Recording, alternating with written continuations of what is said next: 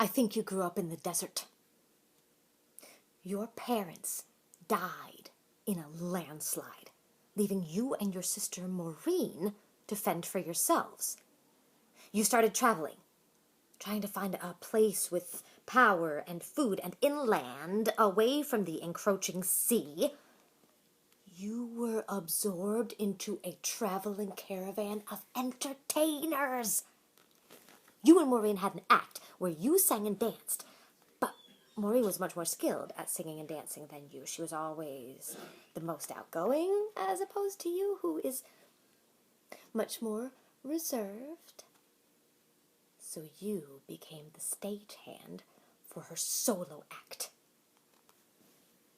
In some ways, it caused a great rift between you, and in others, it brought you closer together. Having no one but each other, you never fought, even though it saddened you not to be in the limelight. And one night there was an accident.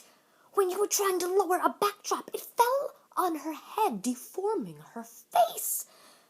Maureen always wanted to be a star, and now she had a face like one. In her absence, you stepped into the star role and found your own voice and body in the process. You came out of your shell. It was magical. The material shifted from nostalgic songs of a long time forgotten to original compositions about murder, mutilation, and the deforming of the faces of your enemies. You were drawing from the personal experience of tragedy, which made everything shine just a little bit brighter. Maureen finally recovered and tried to return to the act, but the audience wasn't as receptive. Nostalgia had gone out of fashion, and her face, it was still deformed, and the audiences liked to hear songs about tragedy, but they don't want to look at it. You had to break the news to her that her career was over. She would never be a star.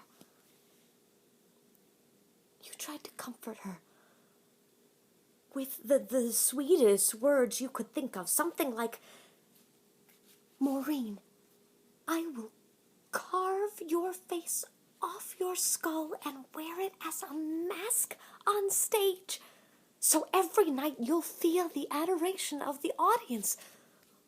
We'll both be monsters.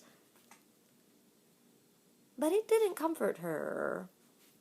She wanted to be a star. She ran away from you, from your success and talent, so you could succeed without her impairing you. After she left, you were overcome with grief and sadness. You didn't want to perform without Maureen. You gave chase, trying to find her, but she was nowhere. After several years of searching, you found your way home. I mean,